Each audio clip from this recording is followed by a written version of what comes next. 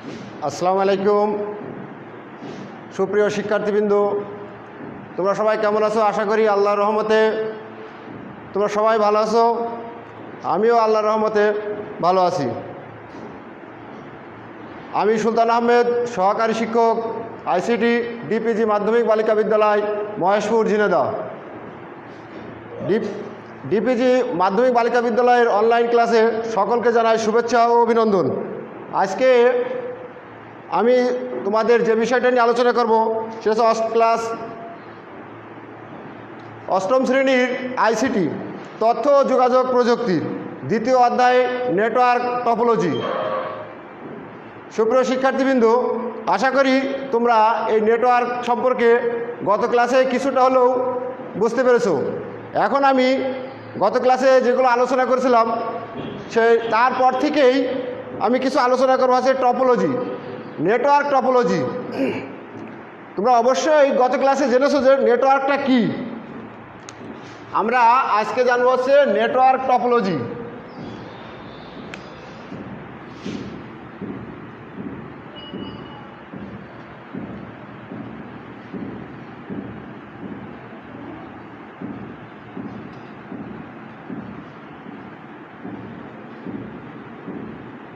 Net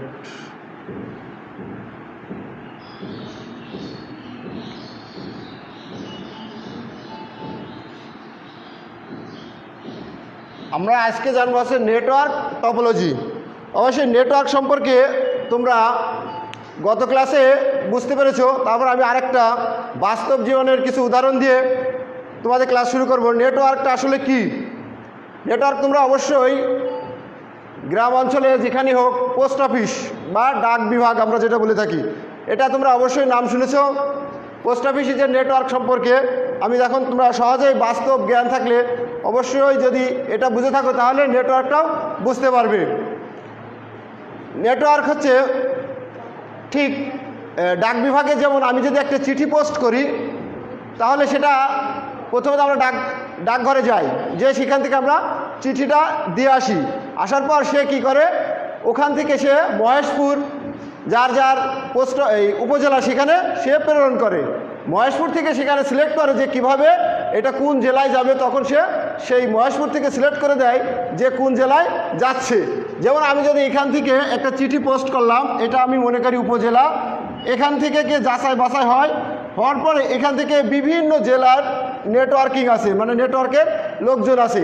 তখন এ যদি মনে করে আমি পোস্ট করেছি চুয়াডাঙ্গায়, তখন এই উপজেলার থেকে তখন পোস্ট অফিসটা চিঠিটা ভাগ করে দেয় যে চুয়াডাঙ্গা জেলায় একজন অবশ্যই দায়িত্বপ্রাপ্ত ব্যক্তি আছে। কেউ যদি বলে ঝিনাইদহ পাঠাবো, কেউ আবার ঢাকা পাঠাতে পারে, কেউ খুলনা, কেউ রাজশাহী।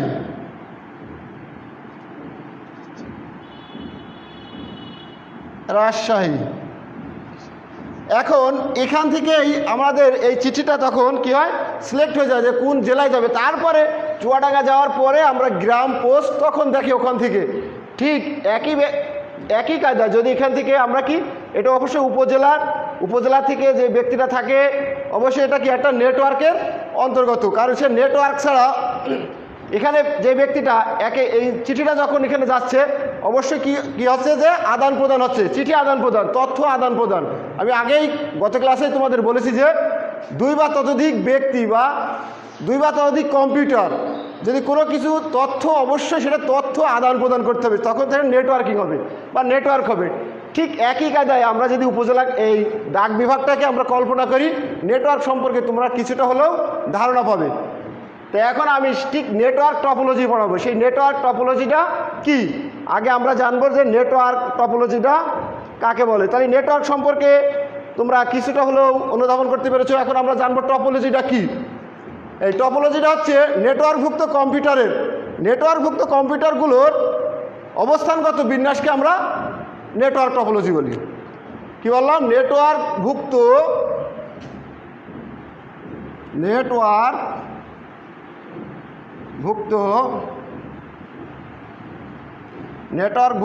কম্পিউটার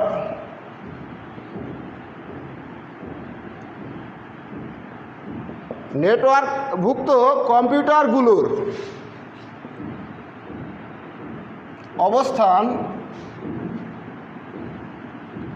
অবস্থানগত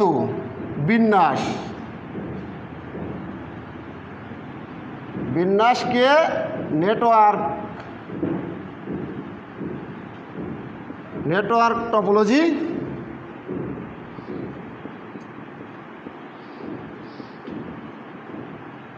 টপোলজি বলে।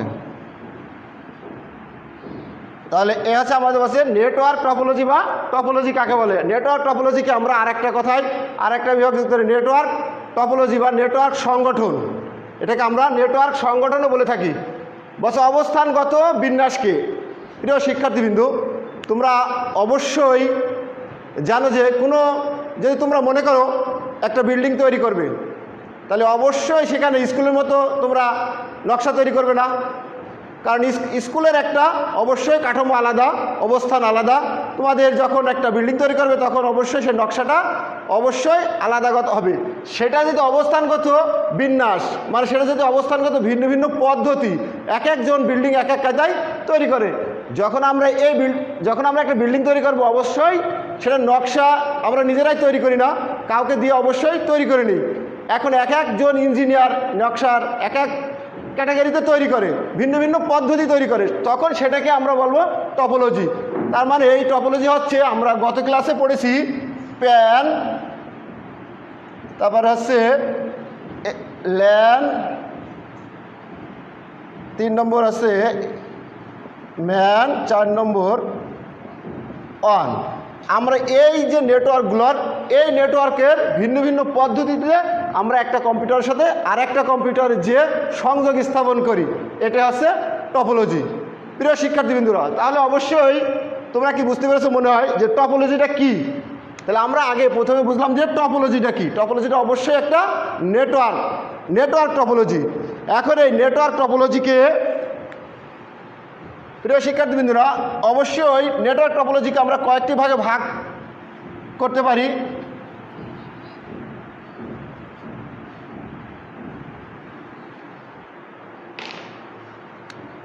নেটওয়ার্ক টপোলজির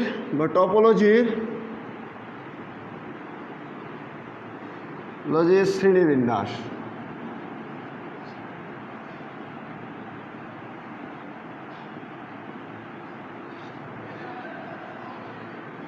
আমরা সাধারণত তোমাদের প্রিয় শিক্ষার্থীবৃন্দ, তোমাদের বইতে অবশ্যই টপোলজি আছে, তোমাদের বইতে 5 প্রকারের, কিন্তু আমি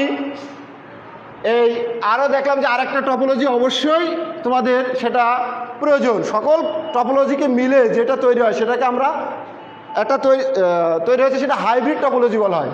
তা আমরা প্রিয় শিক্ষার্থীবৃন্দরা, তোমাদের পাঠ্য বই যেসব আছে হচ্ছে বাস টপোলজি,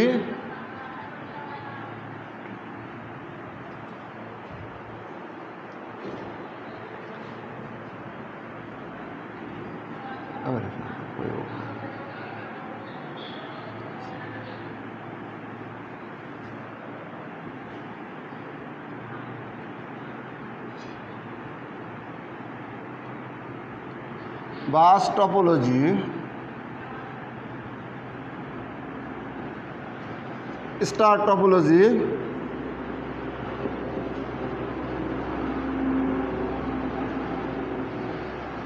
3 নম্বর আছে রিং টপোলজি,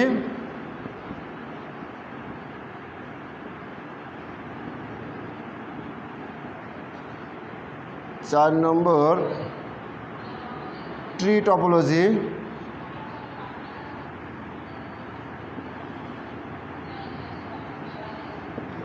5 নম্বর আছে ম্যাশ টপোলজি।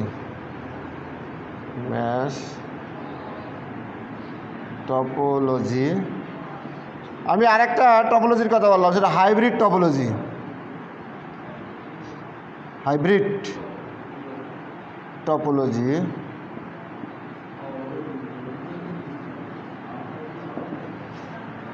সাধারণত ওই টপোলজিকে আমরা 6 ভাগে বিভক্ত করে থাকি। প্রথমটা হচ্ছে কি, তাহলে বাস টপোলজি। প্রিয় শিক্ষার্থীবৃন্দরা, টপোলজি হচ্ছে 1 নম্বর বাস টপোলজি, 2 নম্বর হচ্ছে স্টার টপোলজি, 3 নম্বর রিং টপোলজি, টি টপোলজি আর মেশ টপোলজি এবং হাইব্রিড টপোলজি। প্রিয় শিক্ষার্থীবৃন্দরা, তোমরা অবশ্যই এই টপোলজি সম্পর্কে আগেও নাম শুনেছ। যাক, এখন আমি বাস টপোলজি নিয়ে আলোচনা করব। বাস টপোলজিটা কি, কেমন, সেটা নিয়ে আলোচনা করব।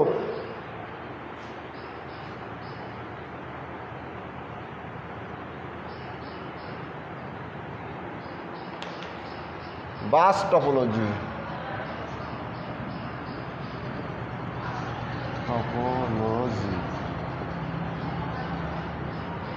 প্রিয় শিক্ষার্থীবৃন্দরা, তোমরা খেয়াল করো, আমি একটা চিত্র আর্ট করছি বাস টপোলজির।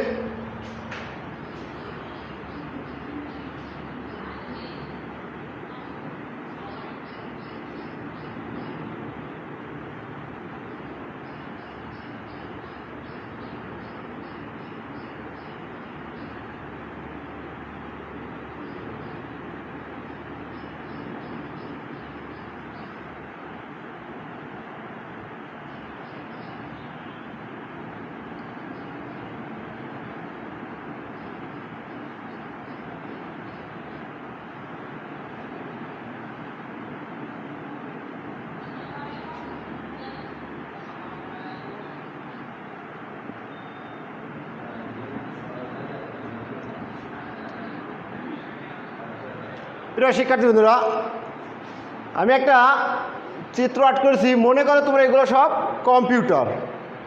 এখন 1 নম্বর কম্পিউটার বা 1 নম্বর ডিভাইস, 2, 3, 4, 5, 6 আমি নাম্বারিং করছি। এটা একটা বাস টপোলজি আর্ট করেছি। এখন বাস টপোলজিটা বাসের মতোই দেখতে প্রায়, এটাকে বাস টপোলজি বলা হয়। এই বাস টপোলজির সুবিধা কী আর অসুবিধা কী, আমরা এখন এই সুবিধা আর অসুবিধা পড়বো। এই বাস টপোলজিতে প্রধানত একটি মেন লাইন আছে বা ব্যাকবর্ন বলা হয়। এটাকে বলা হয় ব্যাকবর্ন, মেন ব্যাকবর্ন। এই বাস টপোলজি যদি এই হোস্ট, এটাকে বলা হয় প্রথমত হোস্ট কম্পিউটার। এই হোস্ট কম্পিউটার যদি মনে করে যে আমি একটা তথ্য 4 নম্বর কম্পিউটারকে দেব, তখন এখান থেকে উনি অবশ্যই এখানে তথ্য সেন্ড করার সাথে সাথে প্রত্যেকটা কম্পিউটারই সেই তথ্য পাবে, কিন্তু সেই তথ্যগুলো উপেক্ষা করে যাকে উদ্দেশ্য করে আমি পাঠাবো সেই শুধুমাত্র গ্রহণ করবে। প্রত্যেকটা তথ্যই এই প্রত্যেকটা কম্পিউটার সেই তথ্য পাবে, কিন্তু যার আমি নির্দিষ্ট করে দেব, আমি মনে করলাম এখান থেকে এরা আমি দিলাম হচ্ছে 4 নম্বর কম্পিউটারে, তাহলে অবশ্যই সে 4 নম্বর কম্পিউটারটা অবশ্যই পাবে, কিন্তু এই তথ্যটা অবশ্যই প্রত্যেকটা কম্পিউটারে যাবে, প্রেরণ হবে। এখানে আমাদের একটা অসুবিধা হচ্ছে, এখানে একটা বিশাল অসুবিধা, যেটা আমি একটা পুরো কিছু গোপনীয় কোনো তথ্য আমি এই কম্পিউটারকে দেব, তখন অন্য কম্পিউটার যদি মনে করে আমি তার গোপনীয় কোনো কিছু দেখে ফেলবো, তাহলে অবশ্যই সে দেখে ফেলবে। তাহলে আমাদের এই বাস টপোলজিতে অসুবিধা হচ্ছে, এই তথ্য আদান প্রদান করার ক্ষেত্রে অবশ্যই সতর্কতা অবলম্বন করতে হবে।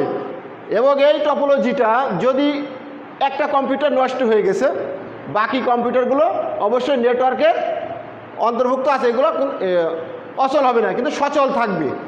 আরেকটা অসুবিধা হচ্ছে, যদি মেন যে ব্যাকবর্নটা আমি বললাম, মেন যে তারটা যদি নষ্ট হয়ে যায়, তাহলে প্রত্যেকটা কম্পিউটারই অচল হয়ে যাবে।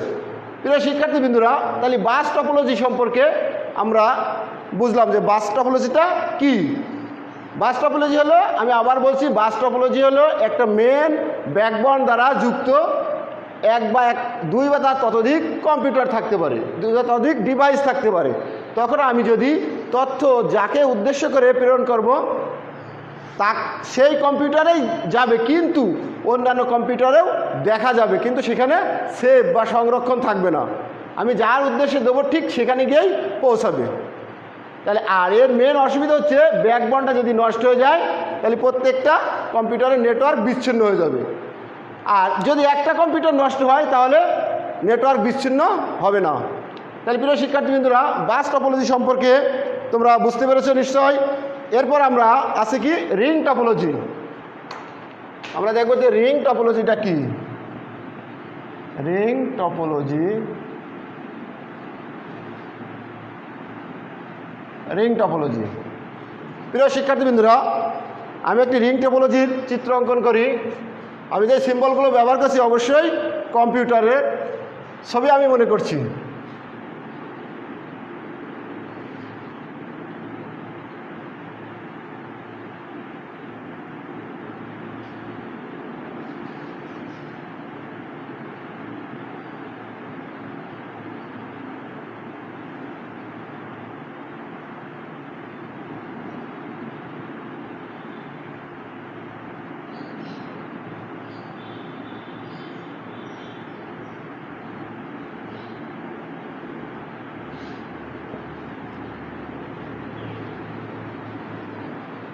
অবশ্যই এটা রিং টপোলজি নাম হয়েছে, দেখতে ঠিক রিংয়ের মতোই, এটা অবশ্যই রিংয়ের মতো দেখতে এই টপোলজিটা। নাম শুনেই তোমরা বুঝতে পারছো রিং টপোলজি গোলাকার বৃত্তের মতো, গোলাকার এবং বৃত্তের মতো ছবিতে। এটাকে কম্পিউটারে একটি কম্পিউটার আরও দুইটি কম্পিউটারের সাথে যুক্ত, প্রত্যেকটা কম্পিউটার দুইটি কম্পিউটারের সাথে যুক্ত আছে। আমি যদি মনে করি এটা হোস্ট কম্পিউটার, তাহলে এর সাথে যুক্ত আছে এই কম্পিউটার, এর সাথে যুক্ত আছে এই কম্পিউটার। আবার আমি যদি এটাকে হোস্ট মনে করি, তাহলে এটার সাথে যুক্ত আছে এই কম্পিউটার, এটার সাথে যুক্ত আছে এই কম্পিউটার। আবার এটার হোস্ট মনে করলে এটার সাথে এটা যুক্ত আছে, এটার সাথে এটা আছে। প্রত্যেকটা কম্পিউটার দুইটা কম্পিউটারের সাথে যুক্ত আছে। এই রিং টপোলজি সাধারণত যেদিকে তথ্য আদান প্রদান হয় একদিকেই আদান প্রদান হয়। আমি যদি এখন তথ্য সাপোজ আমি মনে করি যে আমার এই দুইটা কম্পিউটার নেই, এই রিং টপোলজিতে আমার 4টা কম্পিউটার আছে, এখন আমি আরও কম্পিউটার একটা যুক্ত করবো বা দুইটা যুক্ত করবো। যখনই আমি এখানে যুক্ত করব, আগে আমার তথ্য আসছিল এই দিক থেকে এদিক ঘটছে, তখন অবশ্যই যুক্ত করার সাথে সাথে এও এদিক থেকে ঘটবে, কিন্তু তখন আর এদিক থেকে যাবে না, এর নির্দিষ্ট একটা গতিপথ আছে, অন্যদিকে যাবে না। এর মেন অসুবিধা হচ্ছে যে কোনো একটা কম্পিউটার নষ্ট হয়ে গেলে নেটওয়ার্কটি সম্পূর্ণ বিচ্ছিন্ন হয়ে যাবে। তাহলে এটা যে কোনো একটি কম্পিউটার যদি নষ্ট হয়ে যায় বা যে কোনো একটা ডিভাইস যদি নষ্ট হয়ে যায়, তাহলে সম্পূর্ণ নেটওয়ার্কটি বিচ্ছিন্ন হয়ে যাবে। প্রিয় শিক্ষার্থীবৃন্দুরা, তাহলে আমরা রিং টপোলজি সম্পর্কে বুঝতে পারলাম। এরপর আমি তৃতীয় নম্বর স্টার টপোলজি।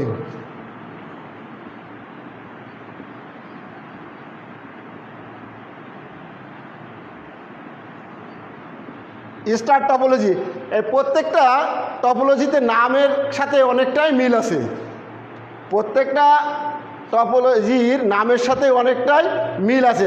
স্টার টপোলজি ঠিক স্টারের মতোই তারা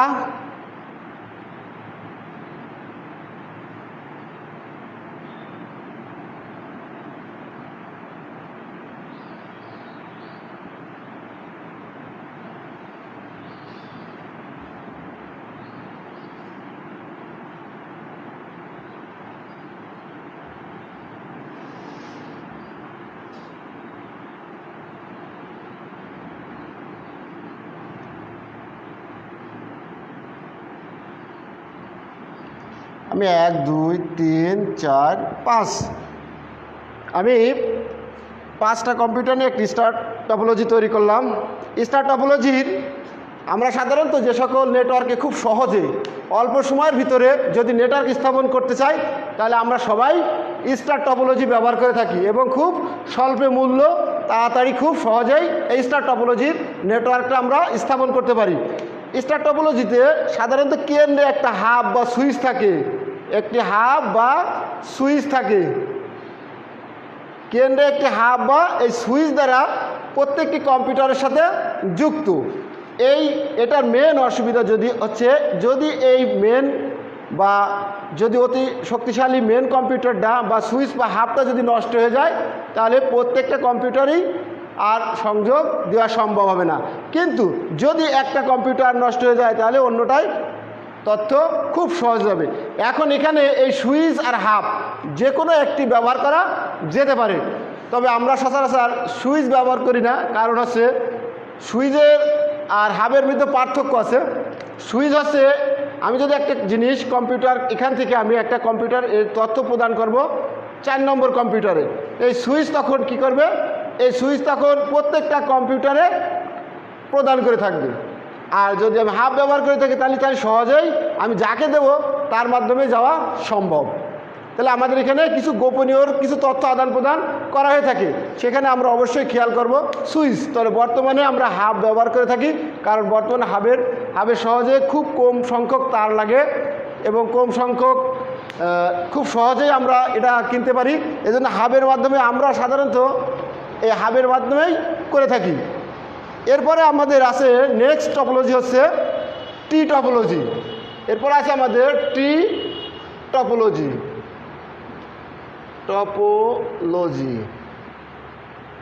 আমি আগেও বলেছি, এখন আবার বলতেছি, প্রত্যেকটা নামের সাথেই এর চিত্র এবং এর কানেকশন প্রায় সেম। টি টপোলজি, টি মানে গাছ, গাছের মতো দেখতেই যে টপোলজি সেটা আমরা টি টপোলজি বলবো। গাছের মতো দেখতে এখন এই টি টপোলজিতে আমি একটা চিত্রটা আর্ট করে নিই।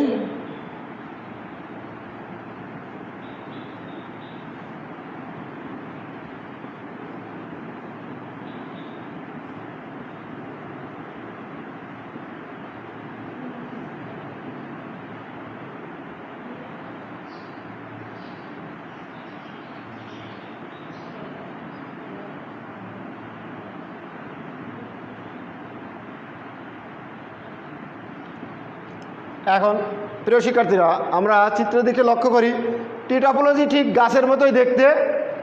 এটা যদি আমরা মূল ভাবি তাহলে এটা গাছের মতো দেখা যাচ্ছে। এখন এই প্রত্যেকটা কম্পিউটার, যদি আমি এটাকে 1 নম্বর কম্পিউটার 2, 3, 4, 5, 6, 7 যদি এটা মনে করে নিই, তাহলে এই কম্পিউটারটা যখন প্রত্যেকটা কম্পিউটার যদি এটা হোস্ট কম্পিউটার মনে করি, তখন অবশ্যই এই কম্পিউটারের সাথে 2টা কম্পিউটার যুক্ত আছে। ঠিক সেম একই কাজ আছে। যদি আমি 5 নম্বর কম্পিউটারকে হোস্ট মনে করি, তাহলে সে তথ্য প্রদান করছে 6 এবং 7কে। ঠিক 2 নম্বরকে হোস্ট মনে করলে সে তথ্য প্রদান করছে 3 এবং 4কে। তাহলে টি টপোলজির শুধু যে গাছের মতো হয় তা না, অন্য কাজাও হতে পারে। যদি আমরা মনে করি যে টি টপোলজি এভাবে করবো না, আমরা রিং টপোলজির মতো করবো, তাও তৈরি করা যাবে। কারণ এটা প্রত্যেকটা বলছে যে প্রত্যেকটা কম্পিউটার, হোস্ট কম্পিউটার অবশ্যই আরও 2টি কম্পিউটার সাথে যুক্ত থাকবে। টি টপোলজি, তাহলে আমরা বুঝতে পারলাম যে টি টপোলজি হচ্ছে কি। এই টপোলজি একটি মজার বিষয় হলো যে এটা অনেকগুলো স্টার টপোলজির সমন্বয়ে গঠিত হয়। আবার রিং টপোলজিতে আমি কি দেখলাম যে 2টা ইয়েতে গঠিত হয়। এখন আবার এই স্টার টপোলজির সাথে আমরা এটা তুলনা করতে পারি। যদি আমরা এটা হোস্ট কম্পিউটার এটা যদি আমরা হোস্ট কম্পিউটার মনে করি, তাহলে এটা কী করছে, অবশ্যই সুইচ বা হাবের মাধ্যমে দিয়ে আরেকটা যাচ্ছে। তাহলে আমাদের কয়টার সাথে যুক্ত হচ্ছে, 2টার সাথে। এটাও ঠিক, এটা যদি আমরা হোস্ট মনে করি, তাহলে এটা কার সাথে যাচ্ছে, এদিক থেকে যাচ্ছে, আবার এদিকে যাচ্ছে, 2টা কম্পিউটারের সাথে যুক্ত হচ্ছে। তাহলে আমরা প্রিয় শিক্ষার্থীবৃন্দরা টি টপোলজিটা বুঝতে পারছি। টি টপোলজি হচ্ছে একটি গাছের মতো দেখতে। এরপরে আমাদের আছে আরেকটি টপোলজি, সেটা হচ্ছে মেশ টপোলজি।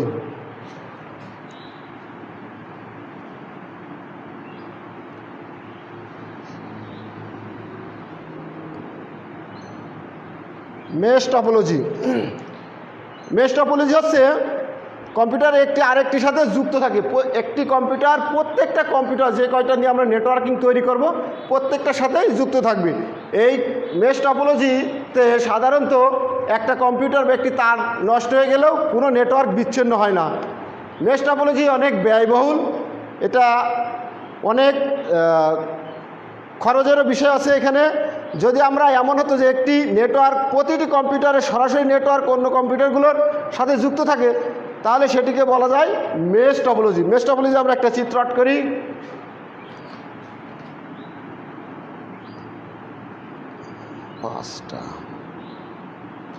এটা বলছে যে একটা কম্পিউটার প্রত্যেকটা কম্পিউটারের সাথে যুক্ত।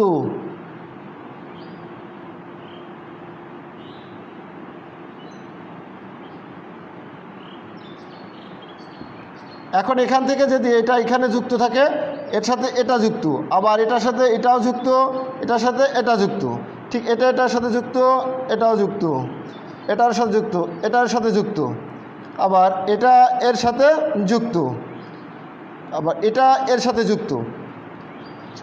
তাহলে আমরা হচ্ছে মেশ কম্পিউটার, এই মেশ টপোলজিটা কি বুঝলাম, প্রত্যেকটা কম্পিউটারের সাথে সংযুক্ত। এখন আমার যদি এই কম্পিউটারের তারটা আমার সমস্যা হলো, তাহলে কি আমার নেটওয়ার্ক বিচ্ছিন্ন হয়ে যাবে? নিশ্চয় না। কারণ আছে বলছে যে প্রত্যেকটা কম্পিউটারের সাথে প্রত্যেকটা কম্পিউটারই যুক্ত থাকে। এই মেশ টপোলজি হচ্ছে আমরা সবচেয়ে ব্যয়বহুল এবং অনেক কষ্টসাধ্য করা। যাক, এখন আমরা যে এই টপোলজি সম্পর্কে আলোচনা করলাম, এরপর আমি বলেছি আরেকটা আছে যে হাইব্রিড টপোলজি। হাইব্রিড টপোলজি আছে সকল টপোলজি সমন্বয়ে গঠিত, হাইব্রিড টপোলজি বলা হয়।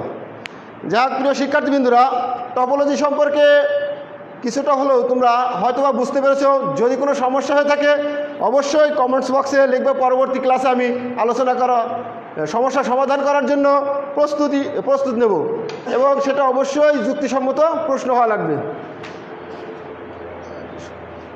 আমি এখন সংক্ষিপ্ত আকারে একটা জিনিস তোমাদেরকে বলে শেষ করব, সেটা হচ্ছে আমরা সচরাচর ব্যবহার করে থাকি যে জিনিসটা, প্রিয় শিক্ষার্থীবৃন্দরা, আমরা সচরাচর যে জিনিসটা ব্যবহার করে থাকি মডেম। আমরা বলি যে মডেমের নেটওয়ার্কের মাধ্যমে মডেমের প্রয়োজন হয়। এই মডেমটা আসলে কি?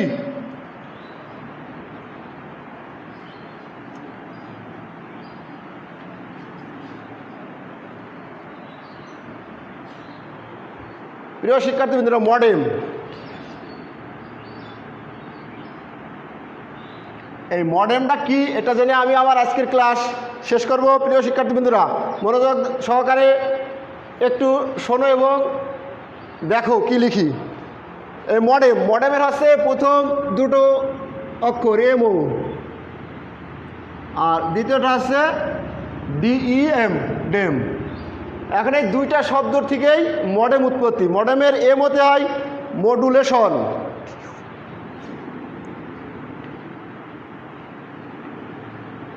মডুলেশন, আর ডিইএম ডিমডুলেশন,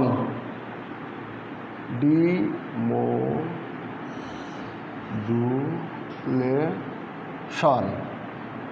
এই মডুলেশনের এম ও ডিমডুলেশনের এম ইএম,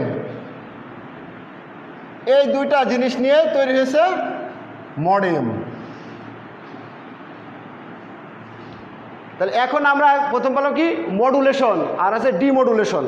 মডুলেশনটা কি আর ডিমডুলেশনটা কি জেনে আমরা আজকে ক্লাস শেষ করব। মডুলেশন আছে ডিজিটাল সিগন্যালকে অ্যানালগে তৈরি করা। মডুলেশন আছে ডিজিটাল সিগন্যালকে ডিজিটাল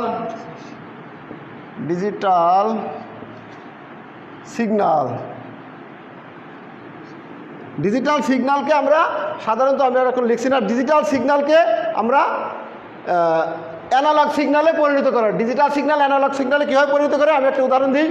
ডিজিটাল সিগন্যাল যখন আমরা মোবাইল ফোনে কথা বলি, আমরা যখন কথা বলছি এটা অবশ্যই অ্যানালগ। যখন এই ফোনের মাধ্যমে আরেকজন শুনছে ওইটা হচ্ছে ডিজিটাল।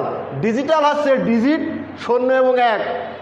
ডিজিটাল শব্দটা এভাবে প্রয়োগ হয়, এভাবে আমাদের কাছে পৌঁছায় 0 1। ডিজিটাল শব্দটা আমাদের এভাবে পৌঁছায়। আর ডিমডুলেশন হচ্ছে অ্যানালগ সিগন্যালকে ডিজিটাল সিগন্যালে পরিণত করা। এ হচ্ছে আমাদের মডেমের সাহায্যে আমরা অনেকেই ইন্টারনেটের সব কাজগুলো করে থাকি। যাক, এ সম্পর্কে অনেক বিস্তারিত আছে। আমি আজকের ক্লাস তোমাদের এখানেই শেষ করছি। তোমরা যে যেখানে আসো সুস্থ থেকো, ভালো থেকো। সকলকে ধন্যবাদ জানিয়ে আজকের মতো আমি বিদায় নিচ্ছি। আল্লাহ হাফেজ।